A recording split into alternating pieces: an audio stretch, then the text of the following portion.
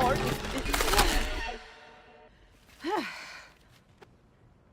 Heard you guys were having a party. I honestly cannot believe this show. The things that I've seen, the crush that I have on death, it's making me question who I am as a person. Does this look centered? Let me see. Maybe if I just put it a little more to the. Welcome back for the final time, witches.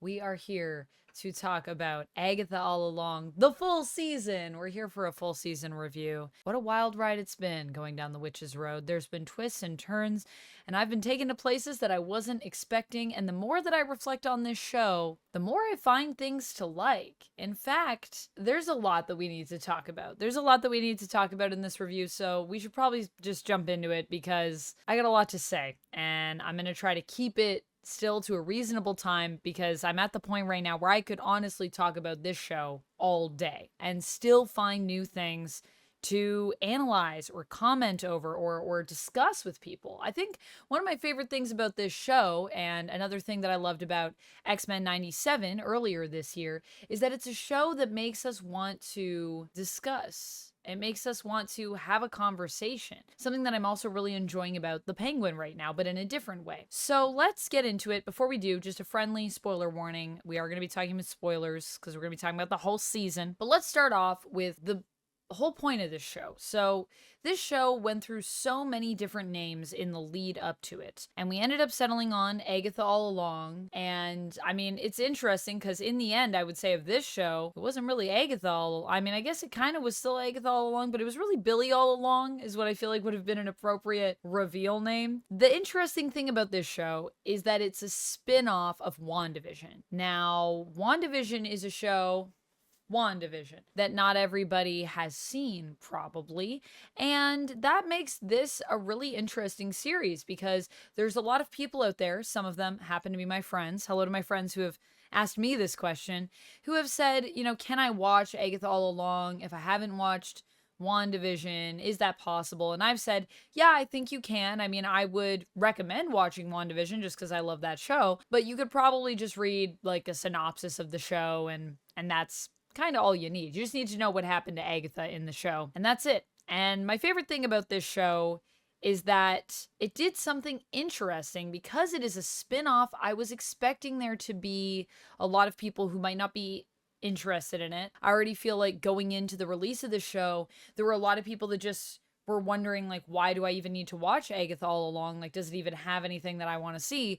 And this show just continuously kept surprising us week to week with giving us reasons to watch. And I think what you'll see when all of the numbers are released for this is that the viewer numbers probably started to trend upward the more episodes came out because of the way this show was made and how it was focusing on giving us, first and foremost, a great story. The other thing is that, you know, we have Kathryn Hahn as Agatha, and I feel like Kathryn Hahn is a reason enough to watch this show. Whether or not you are a Marvel fan, I just feel like she's a great performer. But my favorite thing about this show, too, is that it takes Agatha along this journey. It keeps her fun. It keeps her interesting. It gives us more about her to learn and honestly to love, but it never fully redeems her. So it's an interesting show because it's focused around a villain from season 1, from the only season of WandaVision, because it's also a mini-series like Agatha All Along is. There will be no season 2 as far as I know. As far as I know, this is all we're getting. It's a self-contained story. Well, a self-contained story that came out of WandaVision. I feel, though, that you could just watch this show just for Kathryn Hahn, because she is phenomenal in it. So good and so fun to watch. But, you know, Agatha's an interesting character to base a show around because even in the comics, she's not a massive character. Like, Agatha's no Spider-Man or Wolverine. She's, you know, she's no Scarlet Witch. She's a smaller character, but still a very powerful and interesting character.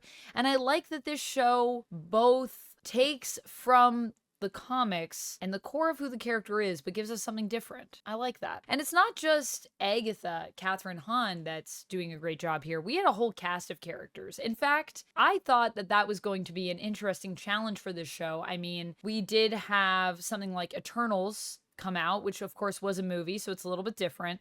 But Eternals came out and we had a whole team of superheroes we had to be introduced to and connect with. And I just feel like that film bit off a little bit more than it could chew with the task that it had, even though I do think Eternals still did an admirable job.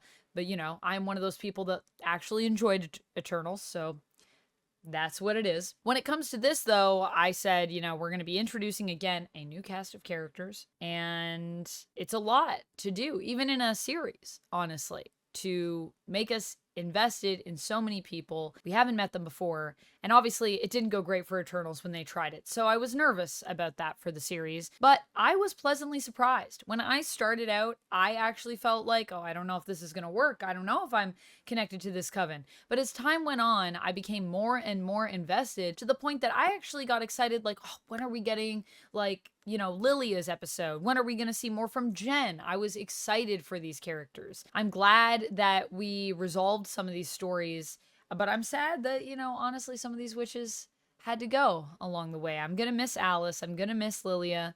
And I do wish that we got more of them. But hey, you know, at least Jen is out there in the world. Maybe we'll see more of her. I think I don't know, maybe I should do a little short on Jennifer Kale. Let me know if you guys want that in the comments. I was talking a little bit about her connection to Man-Thing in my episode 7 and 8 video, and it seems like some people don't know about that history of Jennifer Kale. And I also learned actually some interesting history in regards to her connection to Ghost Rider, two Ghost Riders, in fact, which I didn't know. So she's an interesting character. I'd love to talk more about her, and I do hope we get to see her more in the MCU. And I do think Sashir Zamata did a great job as well as Jen with, you know, what we got in the show. I wish we got more, honestly. Speaking of amazing characters, we also have Billy here, Wiccan, who we all initially suspected, and then I personally thought, well, maybe this is actually Nicholas Scratch, and then no, it was Billy the whole time. You tricked me. You got me, Agatha, all along. You got me. And I think that the interesting thing with Billy is the way that this character was done in the show. They really gave us some interesting perspectives on some of the stuff that Billy has experienced in his life, like his reincarnation. Billy is the son of Wanda Maximoff. He is the son of the Scarlet Witch. He essentially loses his life in WandaVision when Wanda collapses her reality warping that she did. She returns Westview to how it was. So Billy ceases to exist, so does Tommy, and yet he does exist.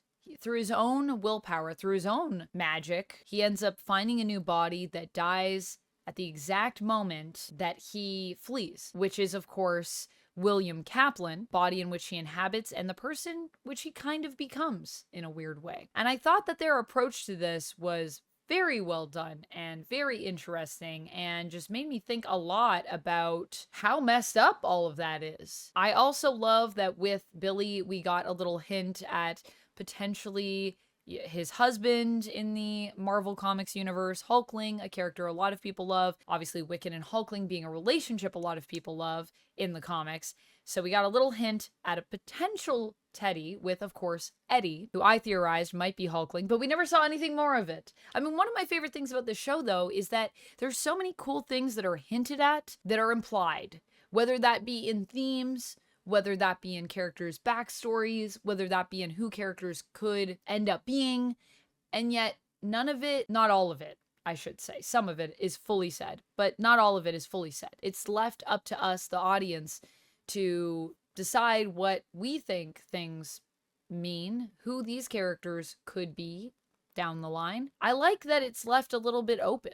I mean, we still complete the full story, so I wouldn't say that this is an incomplete story in any means. In fact, I feel like it beautifully comes full circle and sets out to tell this tale and finishes it very well. It also definitely gives us a big story for Agatha, where she ultimately accepts death and becomes a ghost. I also loved in an interview, Jack Schaefer was talking about Agatha being a ghost, and she was asked, you know, was that the plan the whole time? And she said, yes. In the comics, I think it's interesting because Agatha, I find, spends more time being a ghost than she does being alive. And when she said that, I was like, that is true, actually. Agatha dies a lot in the comics.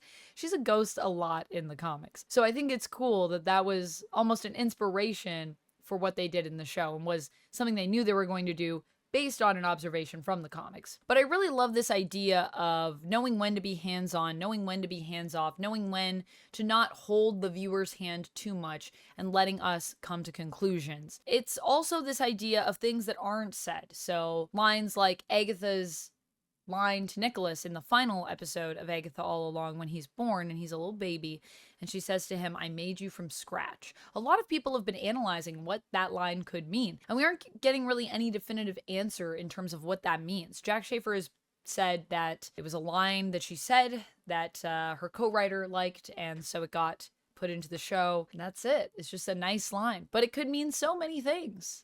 You could interpret it so many ways. It's all in what's not said that I find this show to be one of the most interesting Marvel shows we've had to date. I also just think it's really well put together. It's really well built. There is not just amazing actors and performances in this show and a smart script, but there is great set design. There's great costumes. They really didn't phone anything in. And you know, it's a lower budget show. It isn't even one of the most expensive MCU shows out there. So to put this into perspective for you, if you're wondering, what do you mean it wasn't that expensive? It cost $40 million, I believe people are saying, to make this miniseries. There's another miniseries that we spent a lot of money on. $212 million is the cost of another show that I've watched. Secret Invasion. Yeah, Secret Invasion, which is the worst Marvel show I've ever seen. $212 million. Agatha All Along, $40 million. That's all we spent on this. And yet it's so good. Shows like Loki cost, I believe, around $23 million or something like that per episode. So just put that into perspective. These people didn't have a lot of a budget. Clearly, Marvel was like, look, we're not putting a lot into Agatha All Along. We don't know how this is going to go.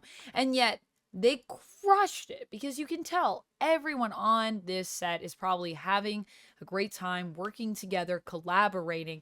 And based on some interviews I've read with Jack Schaefer as well, it sounds like really it is a collaborative team. They come up with ideas together. Someone might suggest something. It's, you know, someone suggests another idea to go along with that, and the show is formed. I love the way it sounds like this all worked, and I am sad that this is it, but I'm happy that it happened. And I'm interested to see where these characters go next, because like I said, we left doors open. So we could be going anywhere. The reason that they didn't show Tommy's face, I believe, is because they wanted to give us a little bit of an idea of what happens with him so that someone else, if they wanted to, could use that character. So it's just leaving these ideas with the mindset of, we might not get to continue this story, but we want to leave it there for anyone else that's interested in picking up these characters and these pieces. It makes me also think that, you know, there were people that worked on this that I think really should, if they're not already, be writing comics and be working in comics, because it's such a good perspective to have. Ultimately, these characters do belong to Marvel, so you do kind of have to accept the fact that someone might come in and do something totally different with the character that you have established something with. And that is the beauty of, and the, you know, frustration, I think, of comics and comic book properties. Also, there are so many cool practical effects in this as well. Speaking of low budget stuff, I mean, Death's mask, fun fact, that is mostly practical. I believe there is some CG retouching that they did, but they actually made that. So, you know, Aubrey Plaza was running around on set probably having the best time in that death mask. Ultimately, I think what this show has that some other shows don't have,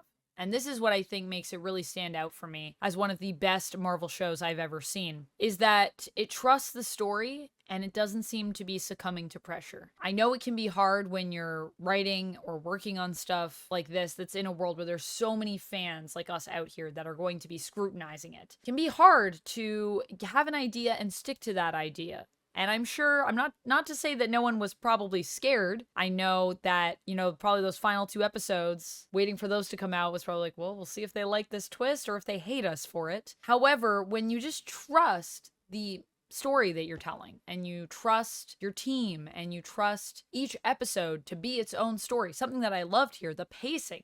Each episode is really its own story, but it's part of a bigger picture. Not a lot of shows are doing that anymore. It feels like it's one long movie that they cut up, and with this, it feels like each episode can stand on its own as its own. This is the episode where this thing happens, and that's what it is. This is this trial. This is this backstory for Billy. This is Agatha's origin and the origin of the Witch's Road in terms of the song. Having that, showing that you know, you're just here to tell a story and that's it, is so brilliant. And yet it's so simple, right? Just write something good, have a cool vision, and do it. Who would have thought that that's all you need? But it's really all you need. And that is something that I really love about the show, is that you can tell that they were just here to tell their story and commit to it. And we got Agatha All Along out of it, and I'm very happy. I really feel like this is a show. I might even go back and rewatch this show. I mean, definitely now that I'm done, I want to go back and rewatch to just see all the little things that are references to stuff that happens later. I feel like there's so much of that, and it's so fun to go back and watch stuff with that context. Something that I love about returning to WandaVision, actually. One thing I'm sad about is Vision Quest is not going to be a Jack Schaefer show. It's not the showrunner for that. So this is kind of the end, I guess, for Schaefer right now with the MCU. But hopefully we'll get more from Schaefer, because this was fantastic. And not to say that, you know, she's the only one that worked on the show. Obviously, many people worked on the show, and I think everyone that worked on this show really crushed it. So shout outs to anyone that worked on this, whether you're working in props, whether you were, you know, a gaffer, no matter what you were doing, whether you're a production assistant. It takes a lot of people to make a show like this. And also you're doing it on a smaller budget than some of these other projects, and going miles above, I think. Overall, I give this show a 5 out of 5 stars. Unsurprisingly, loved it. Or 5 out of 5, I don't know, little cameos that Agatha wears, her little locket. Makes me emotional when I think about it. But yeah, this was a fantastic show. I cannot wait to see where these characters go next. I hope they go somewhere. Please, someone, do something with them and do something cool.